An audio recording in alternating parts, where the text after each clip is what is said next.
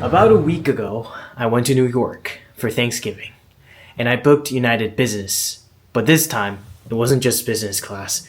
It was a $899 business. Have you ever seen that kind of deal? No, you probably have not. I got this deal because I changed my flight from economy to business on the day of departure. So many airlines provide something called a day of departure discount. It basically gives you a heavy discount on the day of departure when you're switching from economy to business class. So that's what I did personally, and it kind of suits my outfit today. So here I'm boarding the United 787-10. This is a very rare variant. Normally 787 Dreamliner would have 8 and 9 variants. I actually did talk to the captain of this plane after the flight, and he also told me that this is his first time actually boarding on a 787-10 as well. I assume there is no need for training when it comes to switching from one to another, which is great. A bit like switching from 737NG to 737 MAX, I assume. But here I'm getting settled, just waiting for a time to put my carry-on inside the upper, I would say a cabinet. And here's another gorgeous look of the cabin right here. It's absolutely amazing. It's the same one that's on the international flights. So this flight specifically is coming from Sydney all the way to LAX, and then now it's heading to Newark. It's called Polaris Business, and it just has the same exact seat layout as one of those found on international flights, which is just really amazing. I got lucky because some small planes have really tiny business cabins. For example, 757 has one of the tiniest, I assume, because of the narrow body. But I got lucky, a wide body aircraft that is almost brand new, 787-10. I'm just testing out the seat recliner. Unfortunately, the feature doesn't work when the aircraft is at the gate. However, the knob that controls the angle of the seat does pop out as soon as the aircraft departs and is airborne, which is just great. You can just get to sleep as soon as the aircraft takes off. United Polaris Business has one of the most comfy seats, I would assume, because this is my first business flight ever, which is quite unfortunate because I wish I had more experience in this. Maybe next flight is going to be on Emirates first class, aka the hotel, the one that has a shower. Hopefully when I grow my subscriber base to at least 100k, then I would be able to do that. So maybe I'll take this opportunity to say that. Please subscribe and leave a like. That'd be amazing.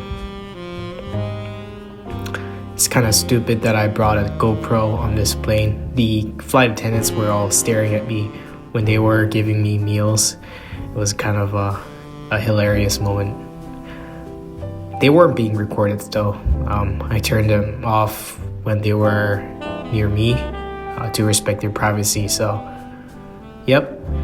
One of the really interesting things that I found out on a business class flight is that the seatbelt is actually a harness. It's not really a belt that goes around your down your waist. However, it is a harness, almost like the one that you would see on a car seat. I would assume because when you're basically reclined all the way back, then it would be easier for your body to float when the plane is hopefully not pulling negative G's when it comes to like rapid descents and stuff like that. I remember one happening when there was a sick passenger. I think if there's a that's a good reason why airliners don't let people who are pregnant on the plane, who are like near their the end of the pregnancy, since if you have a childbirth on the plane, that's gonna complicate situations a lot. The plane has to divert to the nearest location, and that's going to cause a lot of problems. So I can understand. I'm just testing out the seat harness once again. It's pretty comfier than it's not too bad. Just once again checking out the schedule, messaging my parents and friends before I completely go blackout, which is not really the case because United provides high-speed Wi-Fi, but occasionally it would not work. I got my welcome drink. Unfortunately, I didn't get an alcohol. I got water. I'm not 21 yet. Hopefully next year I'm going to be. Cheers.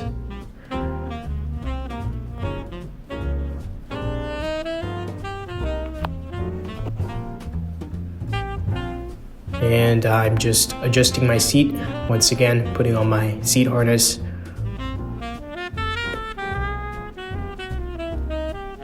And the flight attendant's really kind. She's very nice. She takes away everything, every mess that I make. Here's a time lapse of me just staring at a phone and the plane basically pushing back and taxiing to the runway. I was just laughing so hard here. I was just chatting with my friends, and my friends make pretty good jokes, so they were kind of joking about me not returning, which I did. So I mean, do I have good friends? hopefully yeah. But the weather was looking amazing. It was a clear weather with little to no cloud. Ideal condition for a plane. You know, when I was doing VFR with my flight instructor, there was a day where there were heavy winds. We had to use a lot of rudder.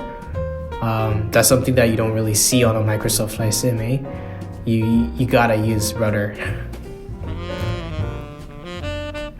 So the plane is taxiing now, and I'm texting. I'm still texting. I can't wait for my cellular data to go down.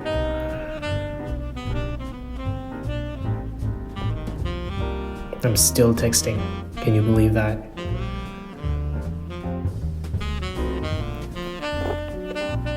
I got the safety card for 787-10. This is the same plane that appears on Microsoft Flight Sim, obviously, as a default aircraft. That's why this made me a lot more excited. It almost felt like a 777-300 variant because it's so long, but at the same time, it has the sound of that. It doesn't have the sound of GE90 engine, but rather a Dreamliner engine. Was it a Rolls-Royce? I can't remember. I think it was a Trent. But here's airborne. We rotated. That's pretty cool. I'm just taking a lot of videos here for YouTube, for you guys, obviously. And I'm looking at the outside view. Here's another view I took from my phone. The amazing Trent or Rolls-Royce or whatever engines. I'm not sure. The Delta 737 takes off, and we're lining up and immediately taking off with no delay, as it should be. Engine run, rotation, and here we are, cruising. And I'm just checking out the Amenity Kit. I got a bunch of things inside of this kit. You're gonna be able to see very soon. It makes me so happy to at least have something to take. Unfortunately, the headsets were not reviewable. They were just the same as economy ones, so I didn't review them. I heard I think it was Emirates or Korean Air, they provide noise canceling headsets. I think Emirates, they provide a Bose headset. I think it was American Airlines, I don't know. And Korean Air provides a Sony, I think it wasn't Sony, it was AKG, which makes me jealous. But unfortunately, I'm on a United flight, which is not the highest tier, but it's mid-tier airline. So First thing I got is a wipes. I think it's facial wipes. Actually, never mind. It wasn't facial wipes. It was a sleeping mask. I also got like toothpaste, chopstick for my lips, and yeah. So this is my facial wipe. I'm not gonna use it because I don't do makeup. Why would I? And toothpaste, definitely I'm gonna use that. I have bad breath. And chopstick for my lips to prevent them from being dry. So that was the Amenity Kit, and we're still cruising, just checking out the outside view.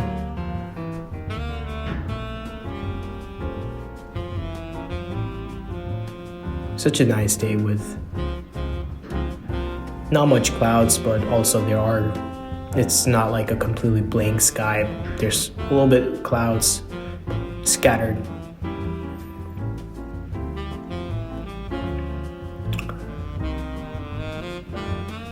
Now I'm finally testing out the recline feature.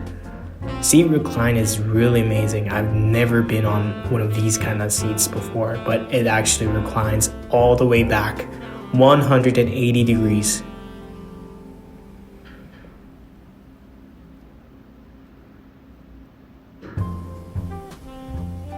Now I'm just testing out the feature, going back and forth.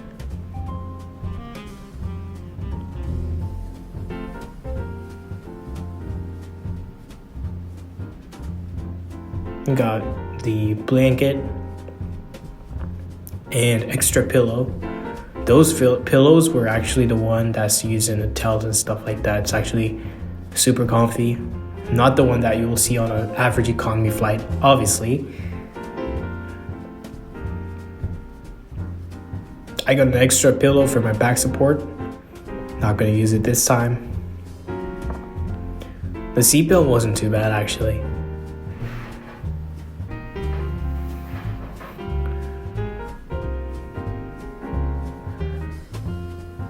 The blanket wasn't that fluffy. It was perfect. It had the right thickness and everything. I also had a lot of storage spaces. I got like different compartments. Now I stored all the garbage in the headset compartment because the headset was kind of quite rubbish. I used my own, so yeah. But if I basically set up the blanket, it becomes a full bed. Right now, I only reclined around 120 degrees, but soon you're going to be able to see the full configuration as I press the full recline button. So that knob actually controls the angle, as I said before. And now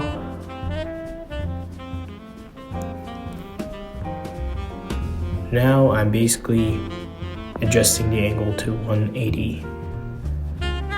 There we go. Now that's the full bed. How beautiful that is. I wish I had it at home.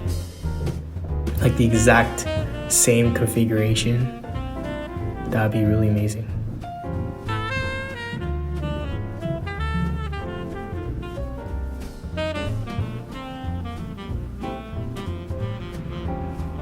It's almost like a little capsule hotel that you would see in Tokyo. You know, fellow travelers to Japan, you're gonna be able to relate to this, but it's actually a lot comfier than it looks. And you got maximum privacy as well. Guess what? Did you see that? It's dinner time. I could smell a lot of things. My stomach was growling.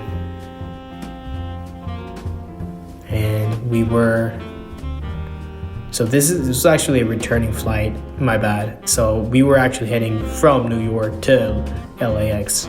So I assume we were maybe on top of Wisconsin or something like that. We're soaring above, yeah. But here's a meal. I got steak and salad. I think that was one of the two options. I think the other one was like, it was more like, I think it was noodles or something like that, but I got steak because it's, guess what? Thanksgiving. Yes, it was a flight on Thanksgiving Day. So I got steak, I got not mashed potato, I got potato wedges, and I got the cheese curd. The one that you would see on a Canadian poutine, but we don't have poutine here, unfortunately. We're not on Air Canada.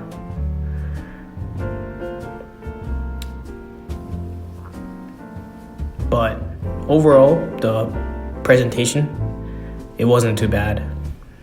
It had actual real dishes made out of like real dish, whatever the material is. And we got real metal cutleries. We don't have plastic ones that you would see on economy flights.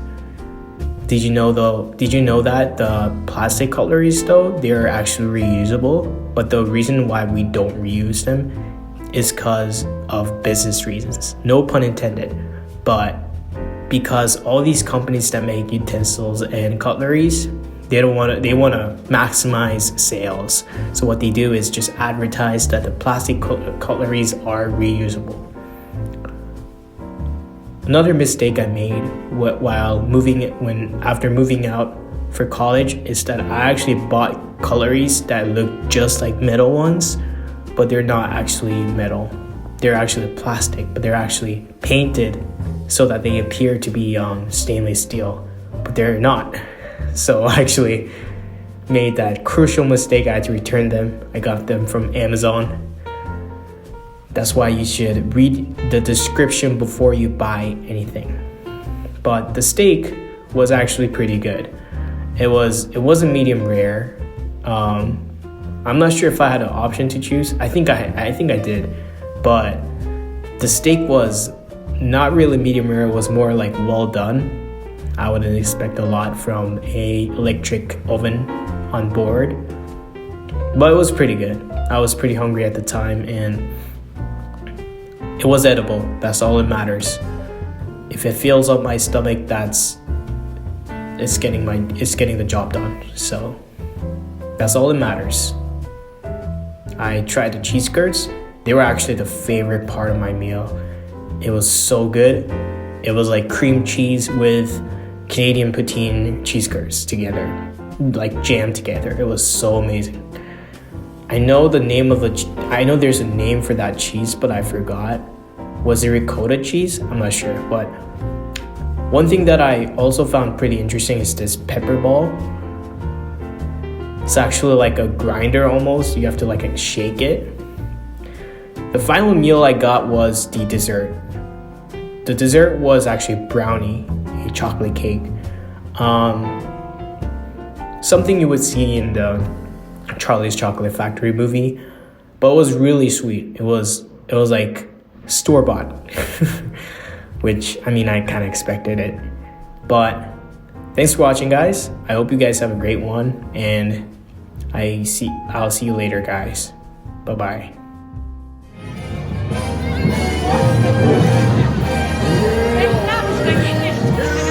Ja,